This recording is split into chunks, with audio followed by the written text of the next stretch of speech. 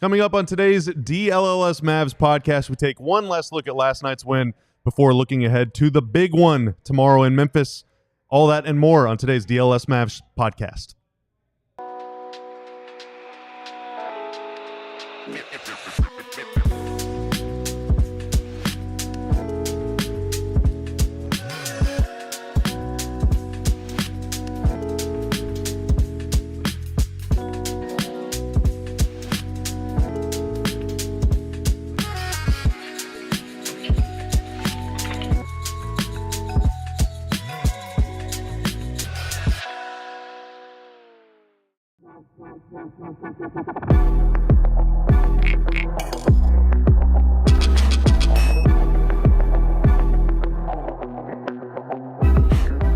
Hello, everybody, and welcome to the DLLS Mavs podcast. Of course, it is the postseason, and the DLLS Mavs postseason is presented by Game Time. Download the Game Time app, create an account, and use code DLLS for $20 off your first purchase.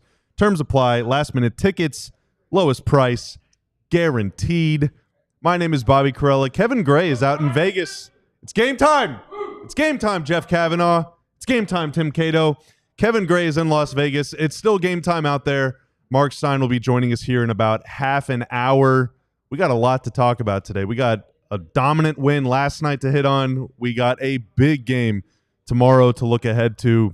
And who knows what else, what other shenanigans we got in store. Tim, how you doing? Kevin, I'm doing fantastic. Tim, I'm Bobby. What's your favorite Pokemon? I love Pokemon. Do you have a favorite Pokemon? You're Tim. If a Maverick were a Pokemon, which one would be best? All right. I need you to understand something. I'm in the power chair today, buddy. All right. If I want your mic cut off, I can get your mic cut off if I politely ask Tanner to do so. Okay? I'm driving. You're not backseat driving. Well, I'm in the real power chair because I'm Bobby today, so that means I'm your boss. Oh my God. Kevin, come back. Come back. Come back. I'm Mavs gonna host win tomorrow, and somehow it's going to be even more unhinged. This is the dream show, Kat. Hello, Kat. You can come say hi. Hello. Say hello. Come say hi, Kat. Hello. Hello, Kat. Goodbye, Kat. Goodbye, Kat. Yeah, but you can come back if you want. Kat just said, we won. And then she said, woo! Mavs win last night, 120-106 in the California State Capitol. The Mavs' first ever play-in victory in franchise history. Hang the banner. Hell yes. Hell yes. Undefeated all time in the play-in.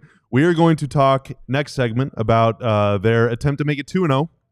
But first, Tim, any loose ends, any final thoughts from the dominant, lopsided result we saw last night in Sacktown?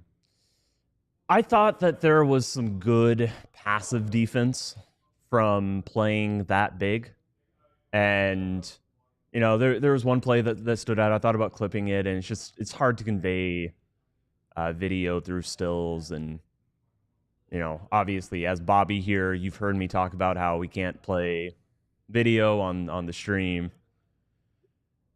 But I did think that, you know, there's a play right at the end of the into the first half where Sabonis gets the ball in an ISO situation. And it's one of the rare times that everybody, it's just him one-on-one, kind of just inside the free throw line with Gafford, and he spins, and Sacramento's actually spaced out, and Dallas's defense is spaced out. And Anthony Davis recognizes time and space and shot, you know, there's really just one move for Sabonis to make, and he sprints over to basically force Sabonis to throw it right to a Maverick. And I think that passive ability for Dallas to just so consistently have size and to have guys rotating to the rim, it did stand out a little bit. Sabonis is a player who consistently has not shown up in these situations, in these higher stakes situations. And I think Dallas was very well equipped to be that playoff type defense against Sabonis that could make his life difficult. And you know, he ended up having a very, very poor night. 18% of Sacramento shots came at the rim per cleaning the glass. Where do you think that falls? You have a pretty good sense of this, so this is kind of cheating. It's got to be very low. It's very poor. Very Zero poor. percentile Oh my God. at the rim.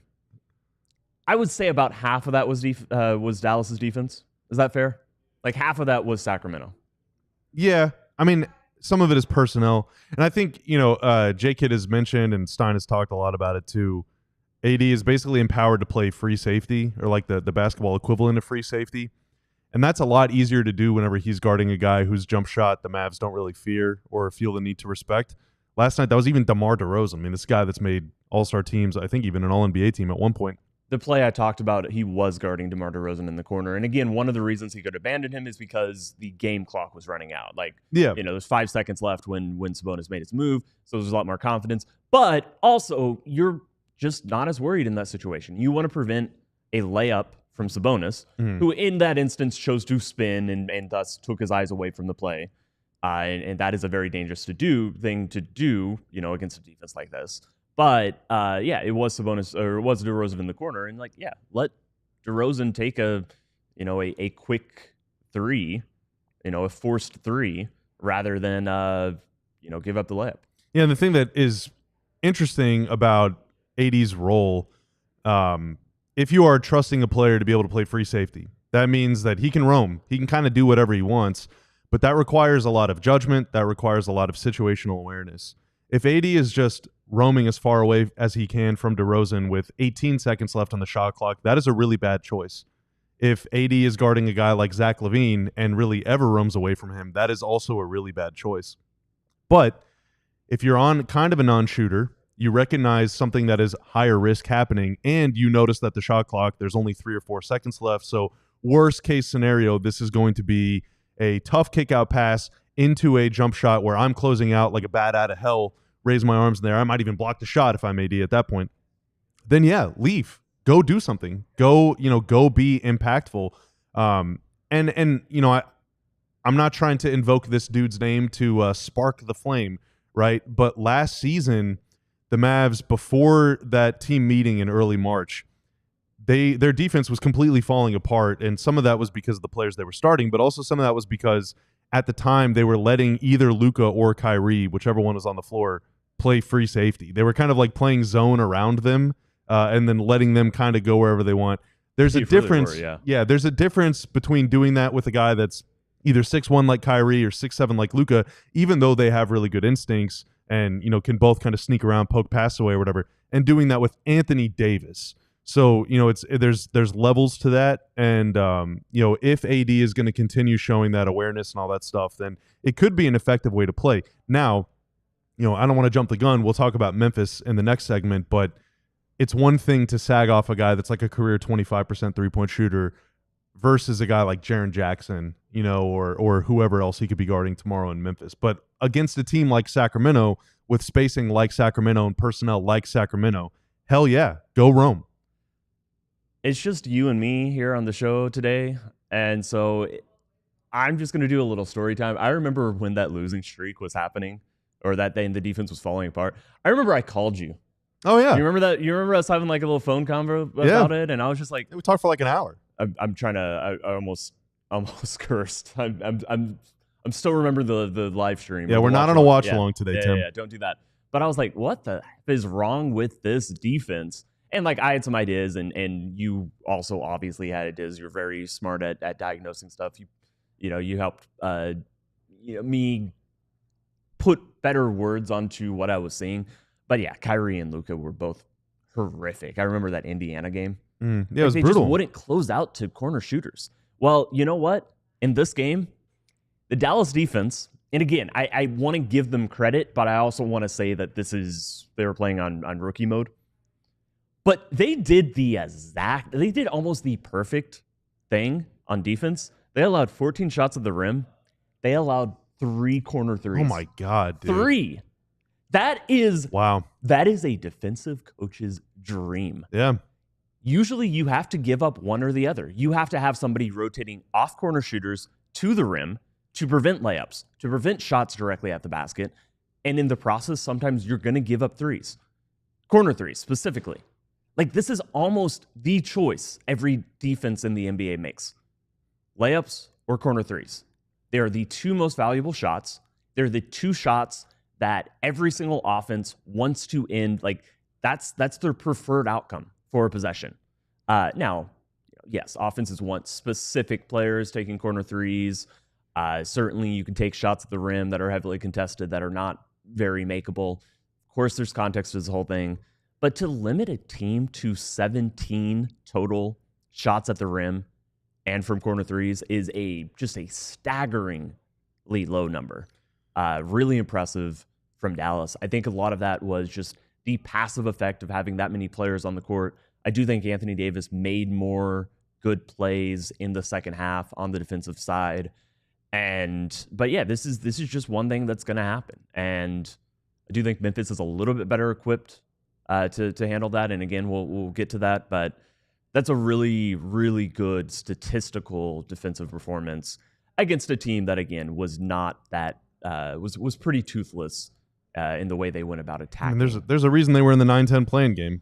The Kings, I mean, and the Mavs too. But the Kings, to give you an idea, this season the average team took a little more than 22% of their total shots at the rim, and the average team took roughly 25, so 1 out of every 4 3-point attempts came from the corner. So you're talking about a pretty high dose of shots are coming from either the corner or the rim. You said percentage of threes. Do you know, so 1 out of every percentage of an offense. So we can find it. 42% of total shots were 3-point attempts in the league this year.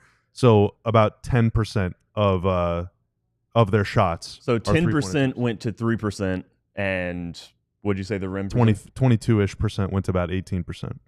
I think cleaning the glass calculates a different. It might be different. Yeah, this is Basketball Reference that I'm talking about, but yeah, 22 to 18 doesn't go to 0 percentile. Yeah, and now last night the Kings 3 corner threes, they took 33 of them, which is about 9% of their total shots. Now, why is that so important? Well, the average NBA team this year shot more than 38%, nearly 39% from 3 on corner threes. Those are really high percentage shots. Obviously, dunks and layups are really high percentage shots too. Now, I would say that the Kings' lack of playmaking really hurt them there. The Kings' lack of creation, lack of quickness really hurt them there. And I guess now we can sort of bleed over to what's going to happen tomorrow night against Memphis. Ordinarily, Memphis has a guy named Ja Morant who's very quick and can get to the rim at will and can finish at the rim really well. And then they got a bunch of dudes like Jaren Jackson that can drive and Bane can drive, but really only if the defense is already kind of messed up because of Ja's activity. But Ja turned his ankle pretty bad the other day against the Warriors, and he said he's going to play, but even if he does, it's not a guarantee that he's going to be any quicker than a guy like DeMar DeRozan, who was really unable to force the Mavs into the blender. And if Ja isn't able to do that, then that means that Bane might not be able to, and that means that Jaren Jackson might not be able to. And then all of a sudden, these guys are going to have tougher drives into more traffic because Zach Edey's clogging the paint. You got AD roaming off a non-shooter, and all this stuff is happening. And all of a sudden, we could see a similar blueprint in place. Similar blueprint in place is really, really tough. Try and say that. Type it into the chat, even if you can. That's a tough thing. Yep. All of it. And so it could be a similar situation. Now, I guess time will tell if this style of defense, the Mavs had to change their style of defense last year, and it worked to great effect. Granted, they didn't have Anthony Davis last year, but can a free safety style of defense work against really, really high-level teams? We haven't really seen it work for the Mavs yet this season. Granted, there's been a lot of injuries and stuff. Tomorrow would be the best team by record that they've beaten since the All-Star break. Well, it could be. It could be. If they win the game, it would be. So, I mean, that's the kind of caliber of competition they're facing. Now, Marc Stein has said many times the Grizzlies have only won 1 of their last either 15 or 16 games against teams with winning records. Both of these teams have struggled to beat good teams, but one of them will prevail. And coming up next, we will talk about it. But before we do, I want to get to our super chat. Classic Stang Lover, shout out to you. Thank you for the $1.99. A consistent super chatter. Yeah, we appreciate you. Classic Stang Lover says, swap 80 and Luka.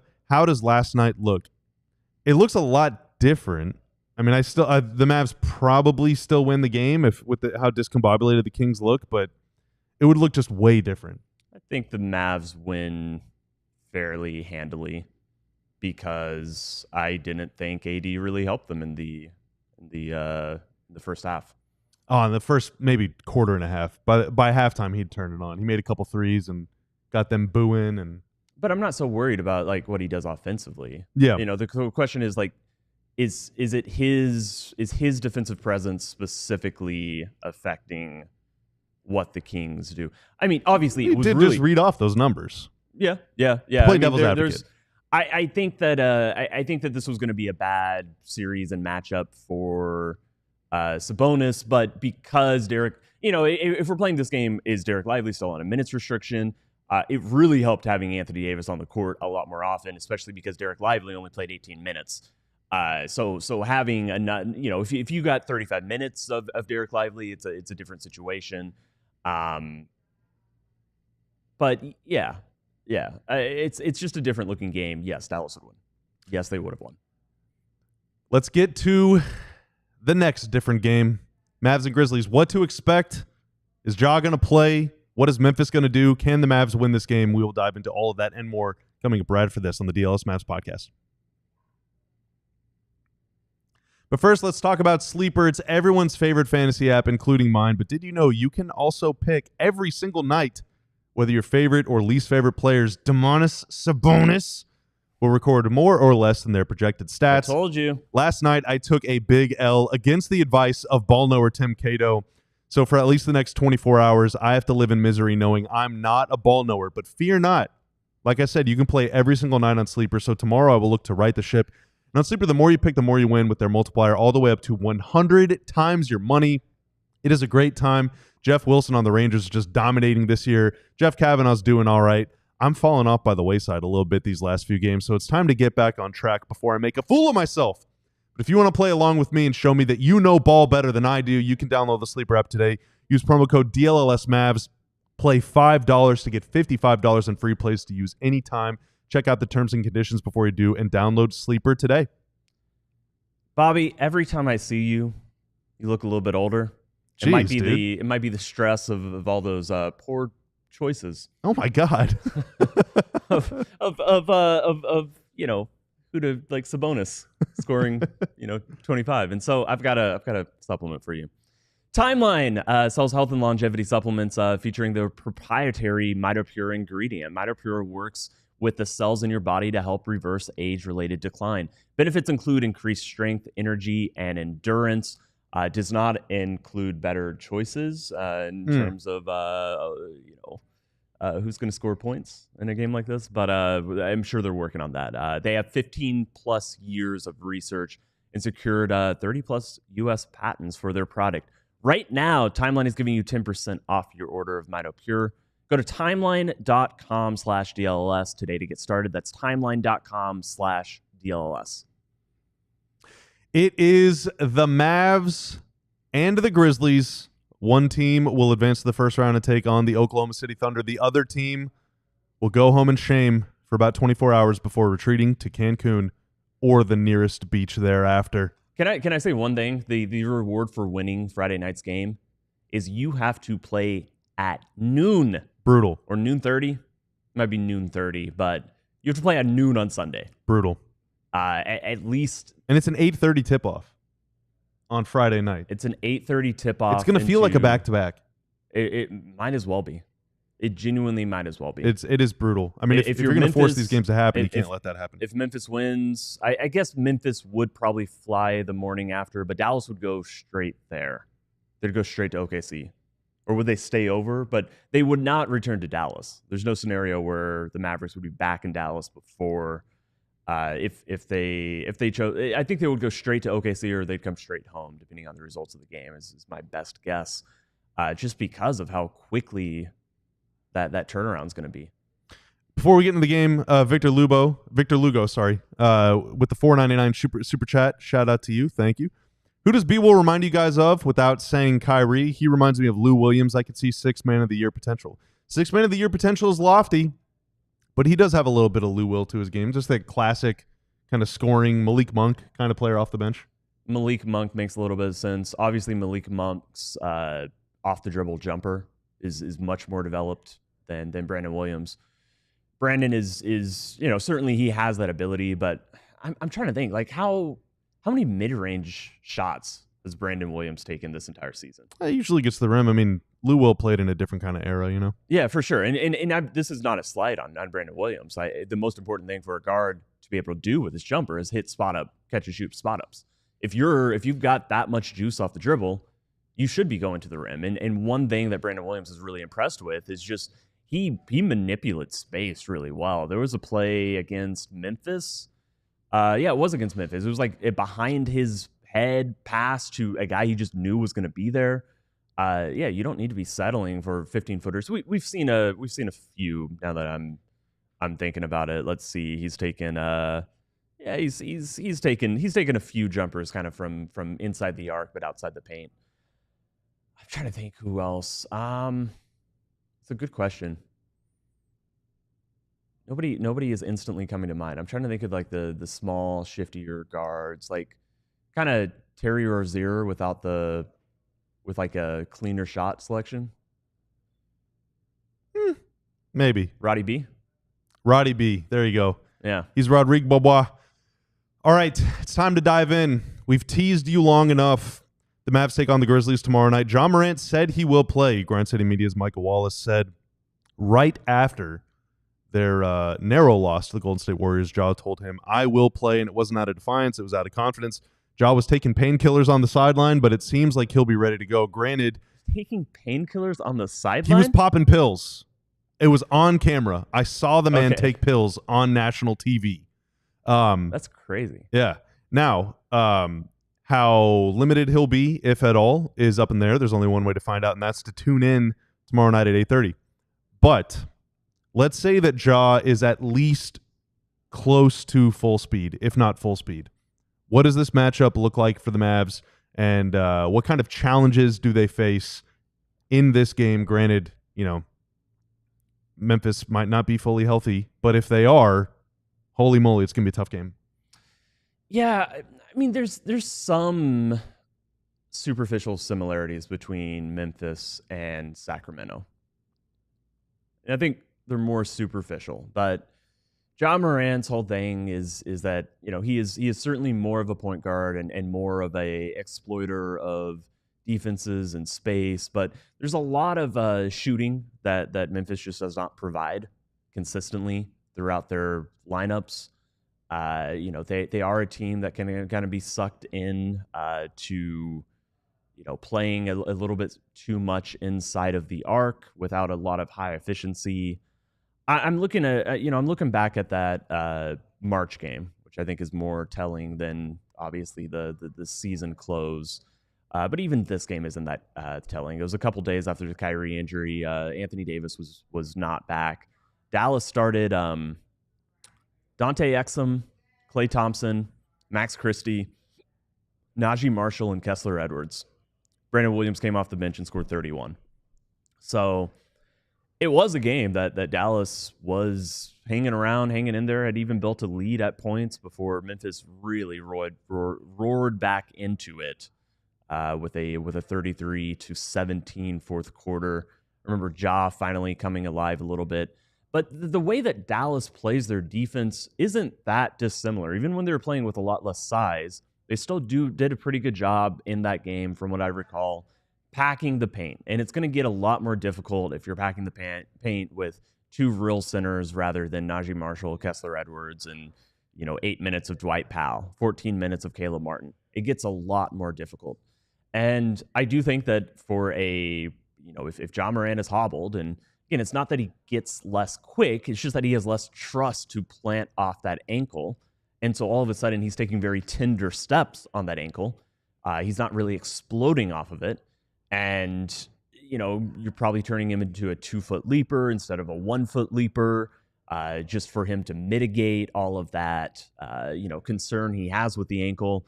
And that becomes a much more challenging dilemma for a team that hasn't been, spectacular of late, especially against teams that have a little bit more talent than the league average. So I'm still kind of poking around at the box score and my thoughts. First impressions from you. Well, I think, like I said in the last segment, if Ja is limited and can't, break guys down super easily, and by that I mean like straight line drives, maybe one dribble move to where guys aren't really in position to help, and so you do get into this kind of rotation blender hopeless situation where guys are open for three, or it's the kick out leads to a driving kick, leads to a driving kick, leads to a driving kick, and Memphis is really good at doing that. If he's limited, it makes them a lot easier to guard. If he's not limited, I'm a little worried about Bane's three-point shooting. Obviously, he's had some big games against the Mavs over the years, but more importantly, I'm worried about Jaren Jackson. He can heat up. Now, in the fourth quarter of that game against Golden State, he did not. I would say that's not going on his career highlight film. So he could be maybe looking for a little redemption tomorrow night, or maybe he could be in his own head. Who knows? I mean, the Kings just completely fell apart as that game went on, and so maybe there's some psychological stuff at play with Triple J and maybe even the entire Grizzlies team. But he's really good at just driving the ball and in a herky-jerky but physical way that does attract foul calls in ways that like AD, who's sometimes a little herky-jerky going to the rim, doesn't get that benefit of the doubt. And where that could be a problem is he's going to be driving into guys like Lively or Gafford or AD. And those guys getting in foul trouble is pretty spooky because the Grizzlies also have Zach Edey. I think the idea is if you're the Mavs, you get hot, maybe you try and space them out a little bit, force Edey off the floor. That's just one less guy at the rim. You can get more rebounds, more stuff around the basket. But, Jaren Jackson, much like AD, likes playing the four. He really does. And, that's if the Mavs bigs get in foul trouble, the Grizzlies can leave their bigs on the floor and the Mavs can't really do anything to punish them. Like it really becomes like, which team's bigs can force the other team to make an adjustment, I agree with that. And I think if, Ja can kind of force a little bit, like if Ja's on the floor and feeling good, you want some rim protection because Ja's going to be taking more floaters and layups than threes. But if he's limited, you can kind of do whatever you want unless the Grizzlies bigs are punishing you. So it really is just like which four man between Jackson and AD is able to put, a stronger imprint on the game early. Okay, you want to hear the funniest stat I've ever seen in my entire life? It better be funny. I'm still looking at this March game. Better be funny. According to Cleaning the Glass, in that March game, and I read out the starting lineup. There's nobody tall for Dallas. Kyrie was out. Dallas took 4 shots at the rim, 4 in the entire game. Jesus, dude. However, that is brutal. The Grizzlies still only took 23, which is 23%. They only got 19 more layups than the Mavs. But per Cleaning the Glass, that's like 19th percentile. The average for a team is about 31%. On average, Memphis usually gets, where are they on this list? Usually get about 30%. So Dallas actually limited their layups to some extent, and I think that would continue to be the case. I think the way for Memphis to beat Dallas is going to be three-point shooting, and specifically three-point shooting from the big men. Because for Dallas to play the shell defense, they are going to want their 2 centers near the rim. That is the entire point and purpose of this. And we saw that, there were some good shooters on Sacramento. You can't leave Zach LaVine. Keon Ellis has turned into a decently capable guy. Keegan Murray. But they didn't have enough shooting. There was not enough threats out there. They didn't have a Klay Thompson type guy, who was like just a screen away and a movement shooter. The issue is they didn't have anyone that could get them the ball.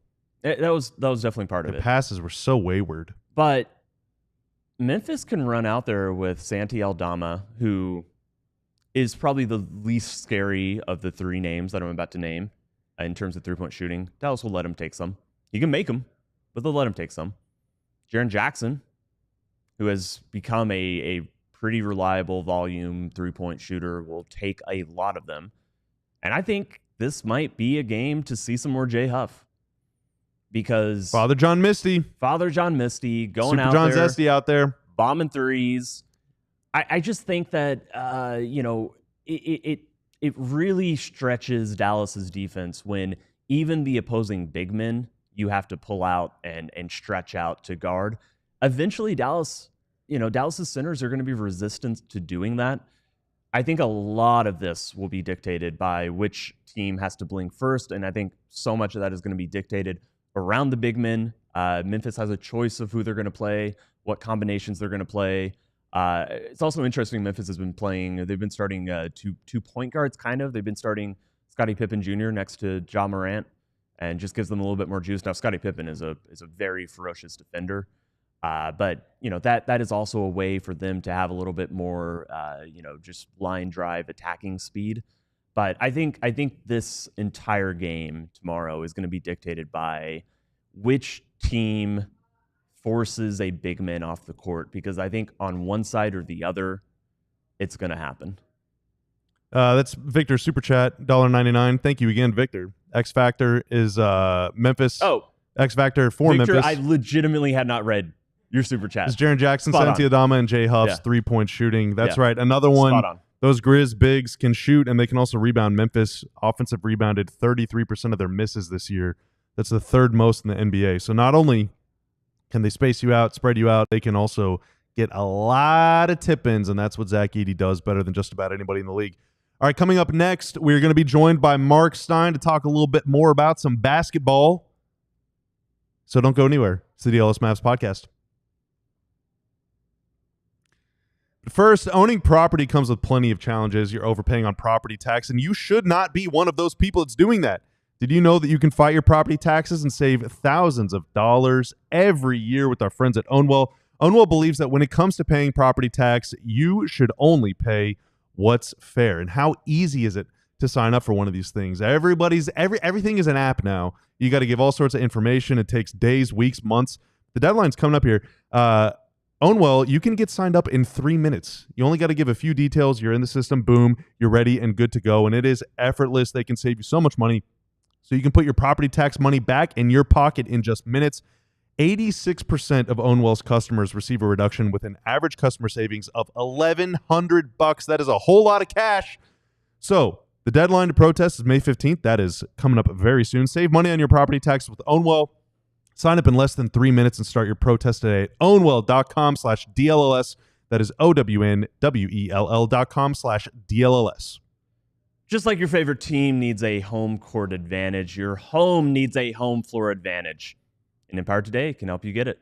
Empower Today has flooring experts, dedicated flooring professionals who focus on flooring every single day. We've all been to the big box stores. You wander endless aisles, and then somehow you're hauling all those materials home, looking for an installer, coordinating everything yourself. They might have a flooring department, those big box stores, but the person helping you, they may have been doing sinks yesterday. They could be stocking light bulbs tomorrow. They could be doing garden furniture the day after that. They could be doing nails, bolts. Could be anything. So with Empower Today, like, this is all they do. They've got professionals for it. Schedule a free in-home estimate today, because some things are just better at home. DLLS listeners can receive a $350 discount when using promo code DLLS. Yes, you heard that right, a $350 discount with code DLLS. Restrictions apply. Visit EmpireToday.com/DLLS for full details. Joining us now, right, Tanner? Joining us now, oh my God, thank God. Joining us now is the great Marc Stein. Marc. Hello, Marc. How you doing, man? Hi, guys. How are we? I asked you first, Marc. I'm great. We kind of got you How's on my that one. mic? How's my mic? Sound good? Look Sounds good? wonderful. So, Marc, it's a day off. Yes, sir. In between a game on the West Coast. Tomorrow night, the Mavs have a game about as close to the Eastern time zone as they possibly can. That is a whole lot of travel. Luckily, the Mavs don't have 8 players available. They got a lot more than that, but still, they got a game to get ready for tomorrow. So what's going on with those guys? They are soon to be leaving Sacramento. I believe the flight is roughly, let's see, do I have my time? I think they're still on the ground for another hour to 90 minutes, fly to Memphis. But as you guys probably heard last night, they did pack for OKC as well. So the approach that they took was Confidence. that they are going to go to Memphis, win that game, and fly directly to Oklahoma City after that. And yeah, they're feeling pretty psyched. Like I said, there was a lot of confidence in the group when I checked with people yesterday in Sacramento, just dialing up people in the traveling party. I really did get a lot of, we're winning tonight.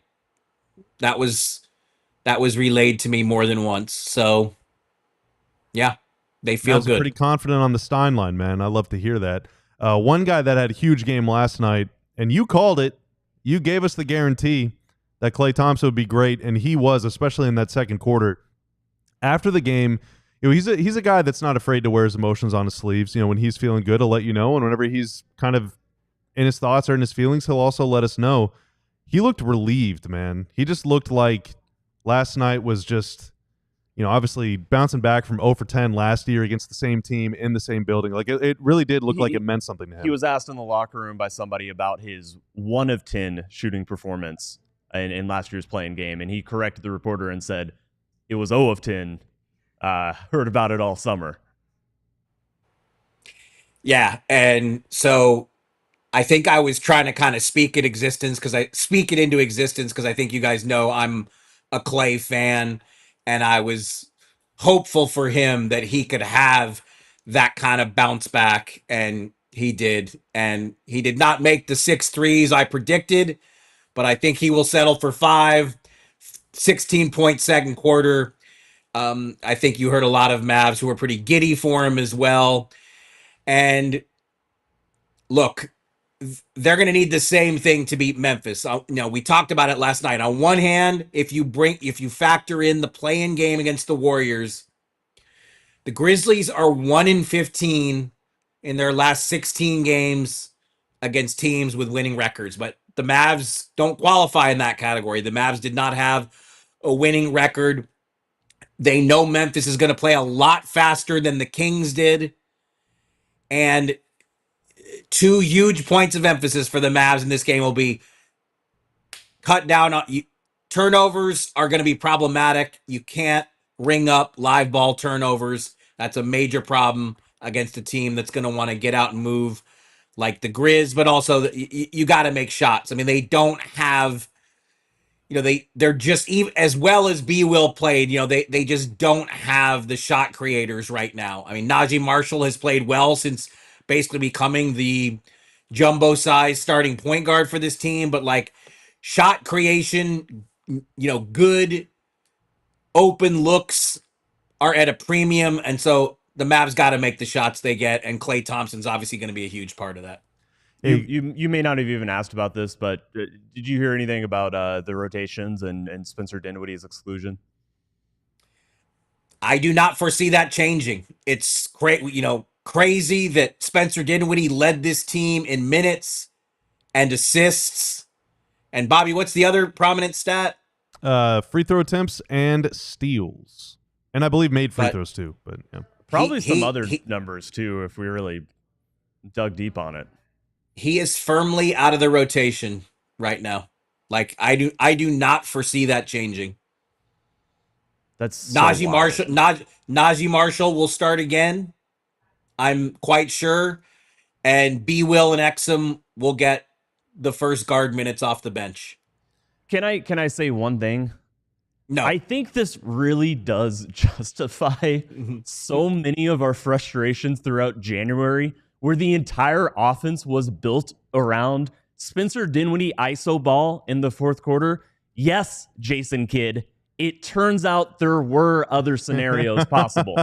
And you knew it, because when the games got tough, all of a sudden, it's not even a continuation of that, or it's not even like pulling that. He's out of the rotation. Yeah, he's getting DNP'd. So I felt justified at the time, because we were right.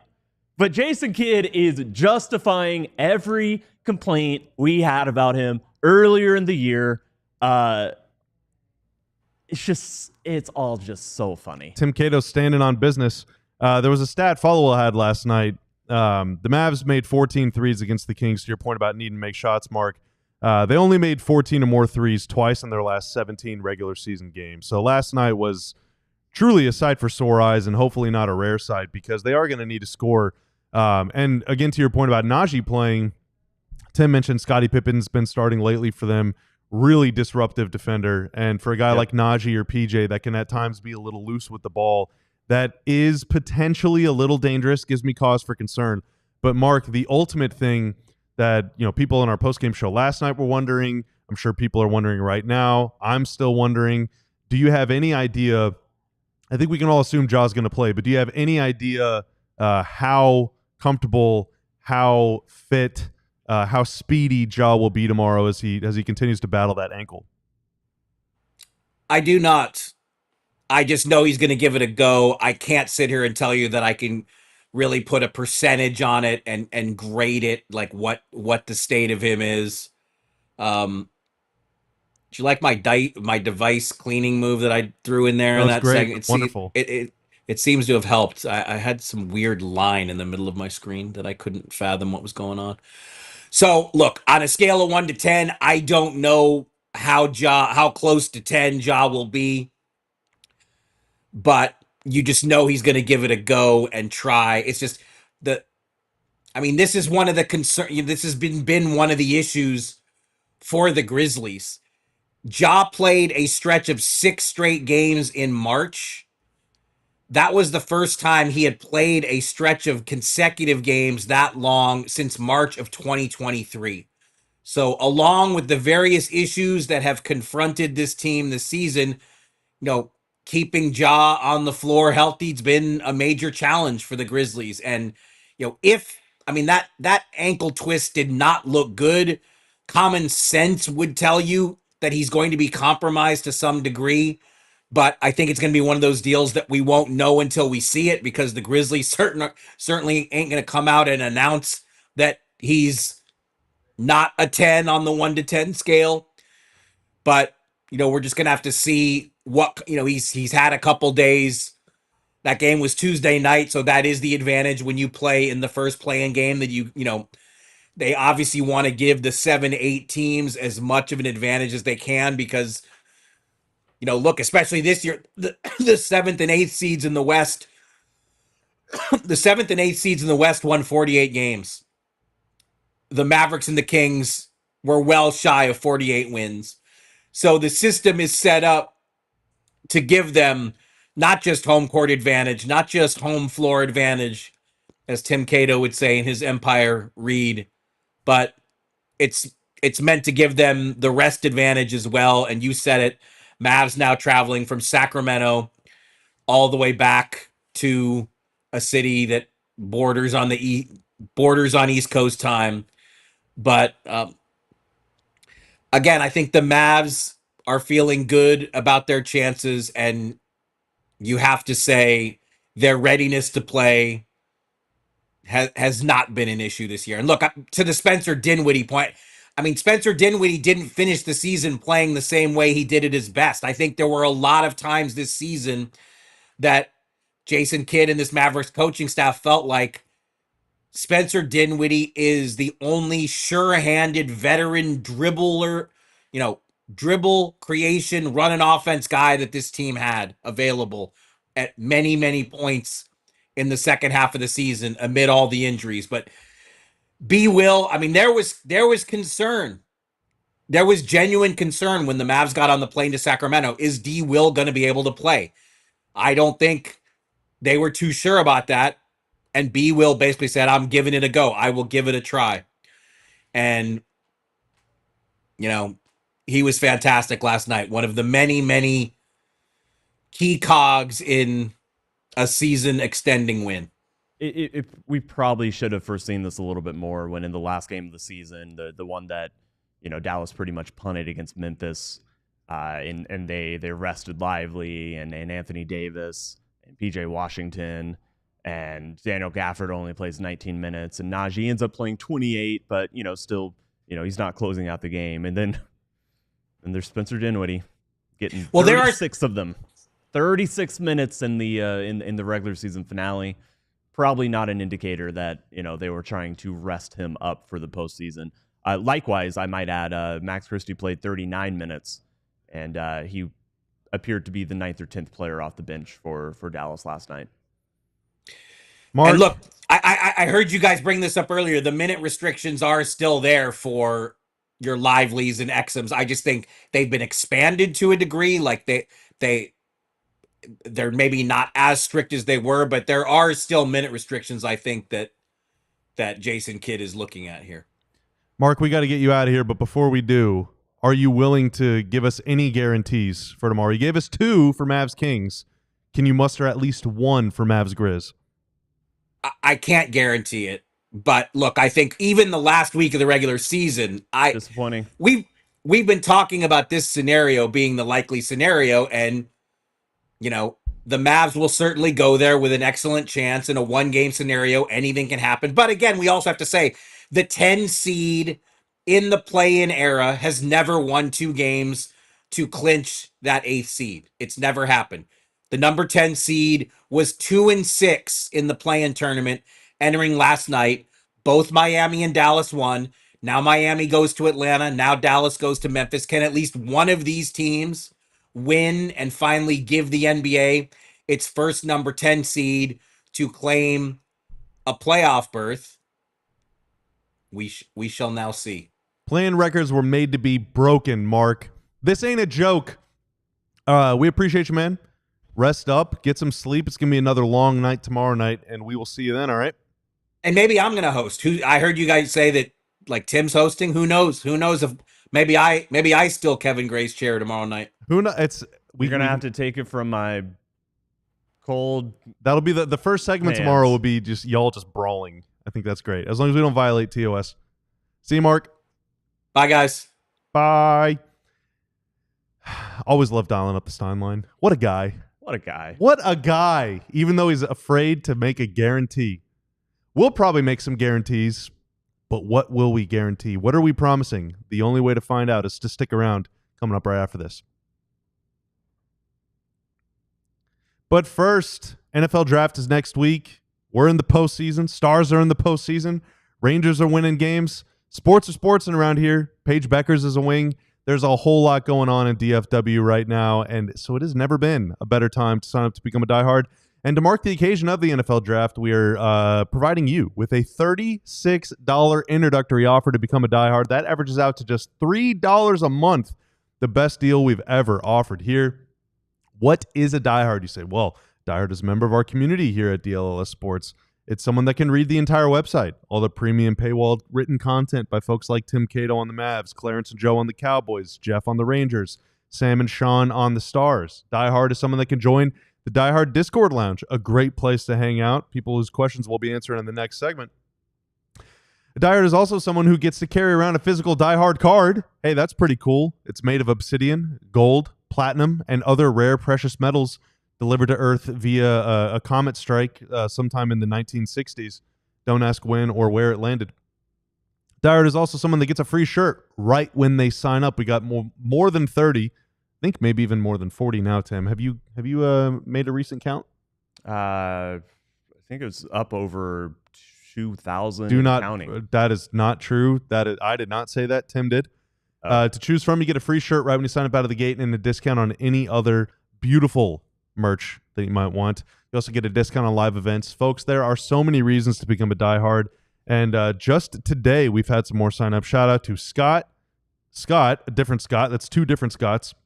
Jared, Brian, and Ethan. Shout out to each of you for becoming a diehard. We are more than 1,100 strong now at DLS Sports. It's just incredible. So thank you for choosing to support us however you do, whether it's here on YouTube or on our site. So shout out to each and every one of you. And become a diehard today. All right, let's wrap it up here. I think it's just kind of freestyling in the 4th segment, Tim, right? There's 2 things you mentioned that in a question to Stein that I just wanted to bring back up. First is, they finally made some threes, and that stood out.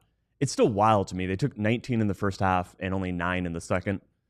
The volume they took does not predicate them hitting 14 threes again in a game like that. Yeah, they only took 28, yeah. Yeah, just taking 28. So the volume, the whole issues with their offense isn't creating threes. That's still the case.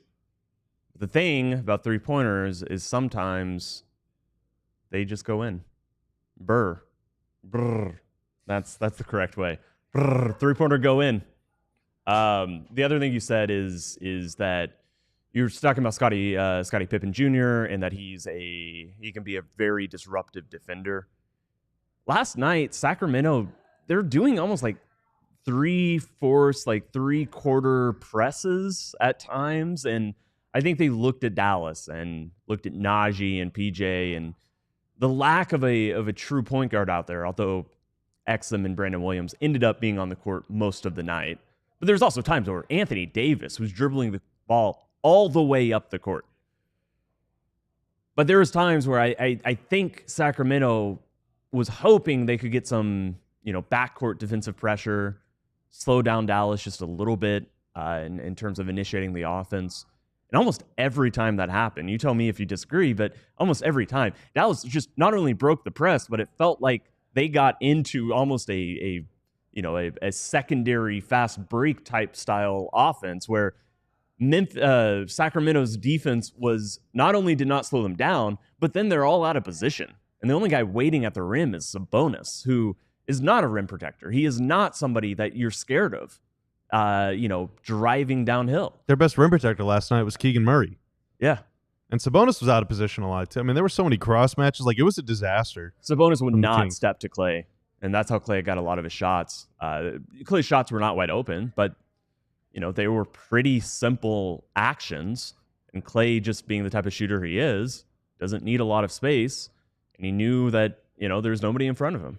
Yeah. There was no Sabonis trying to close to him, if they're just doing, pretty simple two-man game stuff. But that could be how Memphis defends him too. I know they don't want Zach Edey chasing Klay around the perimeter. You don't want Zach Edey stepping out on a guy like Brandon Williams either. So we'll see. Now, I think Edey can maybe stay in front of someone like Najee or PJ, but we will see.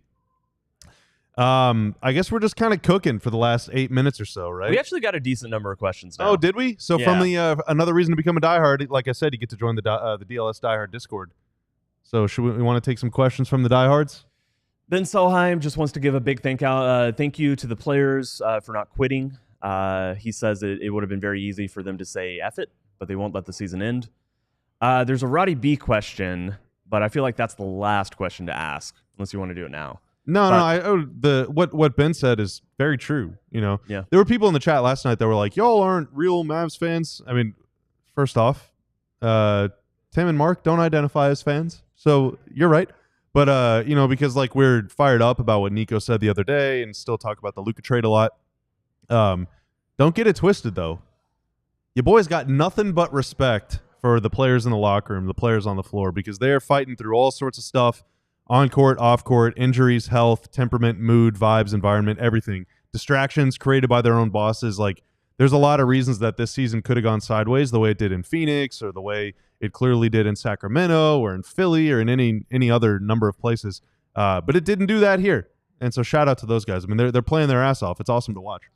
Mark in the Discord asks about how far would the Mavs have to go in this postseason in order for people to say Nico was right. And I think that's a really tough question because, first off, it's going to be different for every person. In the Discord itself, we've got people like Adam who are replying and saying, they could win a title, and his response would still be, F Nico, this sucks. There are other people who already are over it. Obviously, fandom is a spectrum, and people fall all over that spectrum.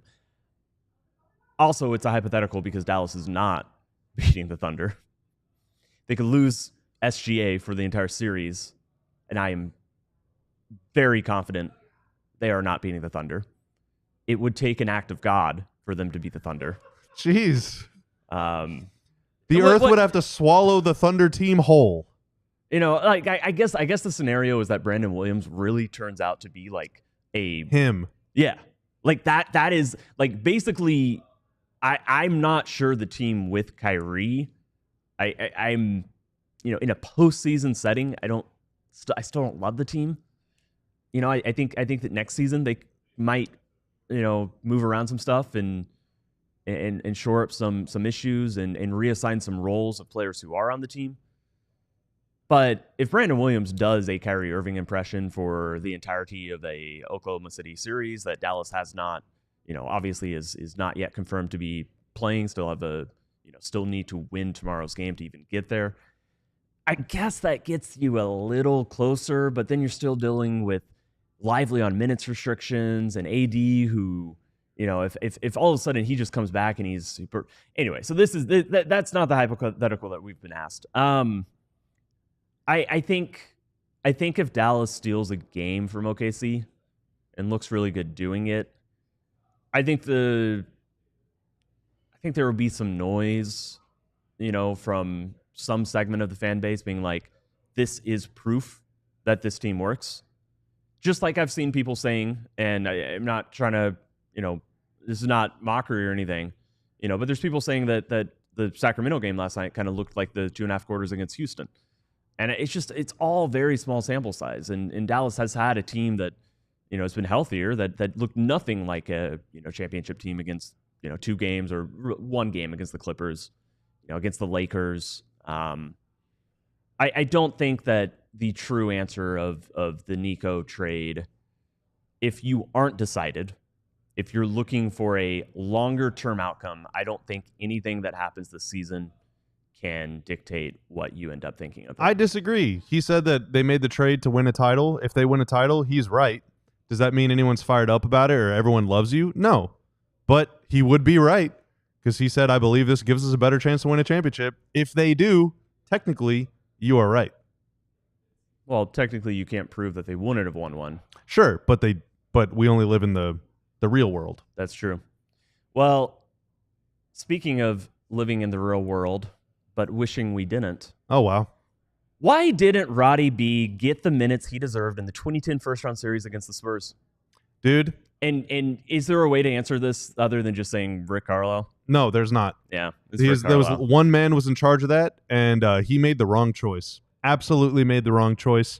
I have heard from people that were not in the room but very near the room what the reasoning was, and to that I say, boo! There was no reasoning for it. It was terrible. How are you gonna hint at this? Because it's just what one person said. It doesn't mean it's true. That's true. But here's the deal. Mavs go down big in Game 6 against the Spurs. They were down 22-8 after the first quarter. This team was left for dead. Roddy B comes in, goes plus 10, scores 16 points in 21 minutes. Rick benches him. Mavs lose. Disgusting. I remember watching. Who was the YouTube creator that would do highlight videos for the Mavericks specifically? Bobby Carella? No, there was somebody who clipped that whole game, like highlights of that game for Roddy B. And that definitely back in my high school days when that was happening and in the years that followed, that is a highlight video I would watch a time or two. I think I even created a GIF of one of his layups in that game. In that Game 6, and put it as like my Dallas-Mavs. I'm forgetting the name of that message board. You remember the Dallas-Mavs? Yeah, well, board? I wasn't on it, but I'm aware of it. I yeah. was a poster. Those were my first Dallas Mavericks words.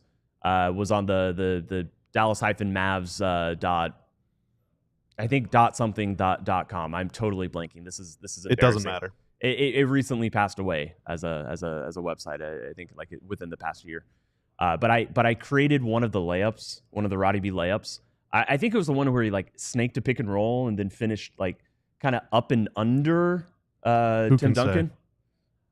And I made that GIF like my signature, my message board signature. He should have played more. It was brutal. Played more. Mavs lost, and after that series, I said I cannot blame Dirk for leaving if he left. But he didn't. He stayed. The Mavs won. He should have left. Hey, loyalty never fades away. Yeah. It's not like things got better. Except for Roddy B. All right.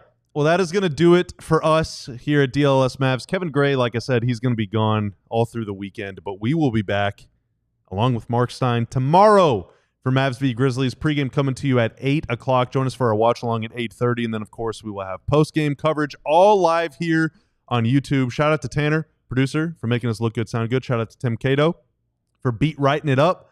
I am Bobby Carella, your fearful host. And we will see you tomorrow. We are DLS Mavs. DLS Mavs postseason is presented by Game Time. Download Game Time today, and we will see you guys tomorrow. Have a great day wherever you are in the world, and get ready for Mavs Grizz in the play-in. We'll see you later. We all silly like the mayor.